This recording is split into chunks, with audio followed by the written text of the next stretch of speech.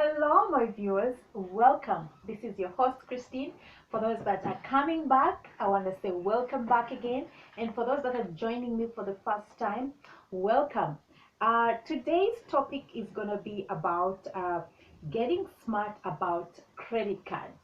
Okay, so today's tips are coming from the Reader's Digest. For those who've seen my previous videos, you know that I share tips from magazines, tips that I think are relevant to you and I, tips that we could use, and things that we should know about, right? So today's tips are coming from the Reader's Digest, and I like it because it doesn't have so many adverts in it compared to the other magazine, and it gets right to the point. Okay, so I'm going to pose a question to you today, my viewers. Are you caught up in the credit card web? Or have you been in the credit card where you in the credit card web but you out of it because you paid off? Well, congratulations. And are you considering getting into the credit card web, especially this holiday season, you know, with all the keep buying and shopping that goes along with the holidays? Well, my advice is proceed with caution. Okay, so today we're gonna get smart about credit cards. You know, for uh, for those who might own a credit card or two, you know how easy it is to get that credit card. It's when it's offered, it's very easy. It's offered sometimes before even you ask for it, and this money is made available. And it's hard sometimes to say no, right? But before you know it, you use that credit card and you find, hey, when the charges come and you don't pay that card in the expected amount of time.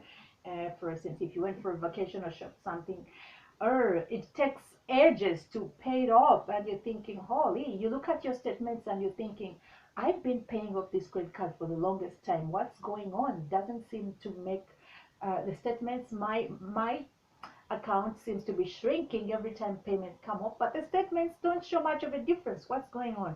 Anyways, today's tips are here to assist us with that. Okay, so number one, you can change your way to make a better score. A person with no history is often considered the same as someone with poor credit, says Jacob McDonald from Consolidated Credit Counseling Services of Canada. Now, you know what's interesting as far as this tip goes is that when I first came to this country, I thought that credit card was really a new thing to me, because where I come from, we had no credit cards at the time. This is something that we never really happened in the country. If you wanted a loan, you would go to the bank, ask for a loan, and if you had the collateral they needed for you to get that loan, then you would get the loan. So there was nothing like credit cards. So coming to Canada, for me, credit cards was something new. And when I came to learn that you have to have a history, that if you have a credit card history, meaning if you have debt already, that actually works in your favor. And if you have no debt, that's not a good thing. It took me time to wrap my mind around that, because I thought it should be the other way around. If you have no debt, that's a good thing. And if you have debt, nobody wants to give you more money because you have debt. But yeah, when I found out that that was the case in Canada, it took me a while to process that. And I thought, you know what, I'm going to keep away from this credit card web. But sooner or later, my friends, the credit card web caught up with me. Okay? Anyways, going to number two. Many companies offer extended warranties on merchandise, such, such as that new flat screen, up to a year beyond the manufacturer's guarantee. Restrictions may apply, so call your card provider to find out about exclusions. Okay, number three, keep an eye on sales. Your provider might offer a price protection policy. If you buy an item at full ticket value and it goes on sale within 60 days, you may get reimbursed for the difference by the credit card company. You'll need proof of purchase and a record of the new price. So yeah, I bet if you made a big purchase using a credit card, and in 60 days you find that this purchase you made has actually is been discounted at the store, You can actually, go to the credit card company and let them know, and that they'll reimburse you for that, for the difference in price. Okay. Number four, put your negotiation skills to use.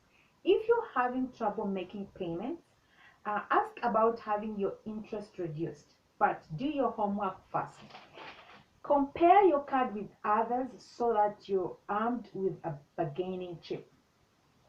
So my understanding is that, if you get offers, or if you find that you do some homework, shop around, and if you find that other credit card companies are offering a better rate than what your credit card company is offering, go talk to your company. Tell them renegotiate with them, and if they say no, then I guess you want to make the switch. Go to the credit card that has less charges, less interest rate, and all the other charges that come with that. Okay, number five, the key to sitting front row at Cher's next farewell tour might be in your wallet. Credit card companies often have pre-sale deals on ticket events, from concerts to sports matches. You might have to upgrade to a higher limit or status along with an annual fee, but the savings would be worth it. So if you're that kind of person who likes going for concerts or going for sports matches, and the credit, there's a credit card company that offers incentives for on or tickets for when if you're using their credit card. I guess you may want to look into that and see if it makes any sense, or if it makes you any savings, and if it does, hey, go for it. Okay. Number six, swipe cautiously. In 2008, an American study revealed that buyers were more likely to spend or overspend on luxuries when using credit card or gift cards other than cash. Shoppers have a harder time perceiving purchases on plastic or real money as real money spent. Now, when you're swiping, especially with the holidays coming up, you gotta buy presents for your friends, family members, and all that. Swiping that card is much easier because you're not seeing the balance on it at the time. You're just swiping, and that amount seems small at the time when you're making small purchases here and there. But when that monthly bill comes and it hits your mailbox and gets to your table and you read it, you're like, holy cow, how did I get to this much balance, right? I didn't think I spent this much, right? So I guess it's the wise thing to do is, if you have your own cash, have that cash in your wallet. It's easy to see, because the cash, you will tell as you spend that cash. If you had $100, it's gonna come down to 80 to 60 to 40 to 20. It's very hard to it's very easy to know where you are. So you kind of, you're gonna stick to the budget, unlike a credit card. Number seven, access to credit card gives our brains a buzz. Peter C. Wybro, the director of the CMOL Institute of Neuroscience and Human Behavior at UCLA, suggests thinking about the reasons why you're shopping and ensuring you're not doing it just because it feels good, to avoid spending impulsive. Now, you know before you go shopping, think about what you're going to buy. Is this something that you really need, or is this something that you're buying so you can feel good about yourself? I mean, you might be buying a sixth pair of shoes. If you're going to stores that have selling fancy shoes, and you want to buy another sixth pair, or you want to buy the same pair in God knows how many different colors, or you want to buy that other fifth or sixth pass. You may want to think about that do you really need it, or are you just buying it for the sake of buying? Okay. Which is hard for us ladies, right? When you see those nice shoes in different colors, different design, you're like, oh god, it's not that, the price is not that bad, let me go for it, right? Oh, that pass doesn't look that bad. Oh, that dress, right? So ladies, I guess we have some work to do. Number eight, frequently missing payment deadlines. Avoid late penalties by arranging to have your balance settled automatically every month. Call your bank or check online to set up the service. Okay, so if you're the kind of person that goes to the bank to pay off your bill, your credit card bill, sometimes you might miss that deadline and end up incurring, a penalty charge on top of the interest rate, on top of the other charges the bank might have. So to avoid those extra charges on top of what you're already paying, the tip advises that you set up either pre-authorized if you have a checking account, so you can have payments. You have a date set up for payments to come off your checking account and pay off your credit card, so you can save yourself the extra charges that they charge. Okay. Okay. Number 9. Each company offers different benefits, so you can get picks like preferred rates or rewards by switching from one provider to another. If you're someone who struggles to pay your monthly balance, fancy travel rewards aren't worth extra fees. Uh, McDonald's says. Okay, so there are credit card companies these days that actually give you rewards and miles on things like that, uh, that you can use for travel. But if you're based on this, if you're trying to catch up with your balances, I guess you want to try to avoid this, because you might end up digging yourself into more debt. Okay. Number 10. That said, loyalty matters.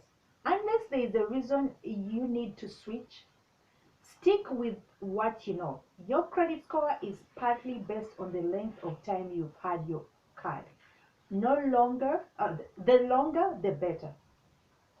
So if you've had the same credit card company for God knows how many years, depending on how long it's taking you to pay that balance off, and you feel that they have the best rates, you've done your shopping, you find that you're not, there's no other company that can beat that rate and all the other charges, then you want to stick to that until you clear it off.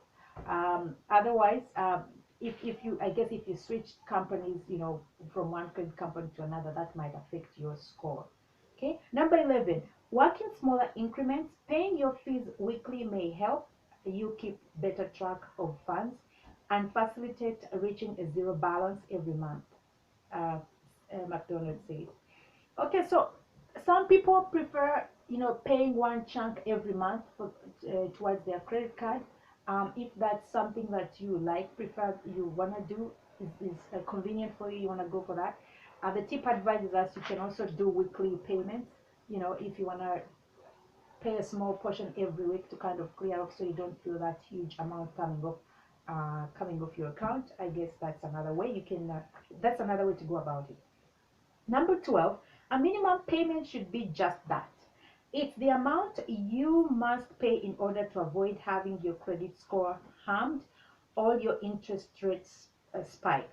With some cards imposing a rate of almost 30%, you might want to consider a credit line with premium rates around 2.7% for your next big purchase. Well, so I guess if your bank can allow to give you a line of credit, you can transfer balances from a credit card. If the credit card has a higher interest rate, and line of credit, my understanding is that line of credits tend to have a lower interest rate than the credit cards. So if your bank can make that arrangement for you and give you a line of credit and get you off that credit card, I guess you want to go for it. Okay, but you want to do the homework and find out what the benefits are. And lastly, number 13, if you find yourself in debt, there is help, and advice is often free. Non-profit organizations like the Credit Counseling Society can offer tips on how to pay it off or manage your creditors. Now, this is good advice. I mean, there are companies out there that can give some kind of advice and assistance. This is one of them. I think I might look into talking to them. But if you feel if you've used any companies and you find that that's helpful, you can share that experience in our comments box when you get a chance. And I think that's it for now, folks. Thank you so much for tuning in. I've been your host, Christine. Now, please don't forget to share, like, comment, and leave comments. Yeah, comment and let us know if you have any more tips or what advice you might have for this. I've been your host, Christine, and don't forget to join me on our next video, where also you can also find this video on YouTube. All right. Again, once again, thank you and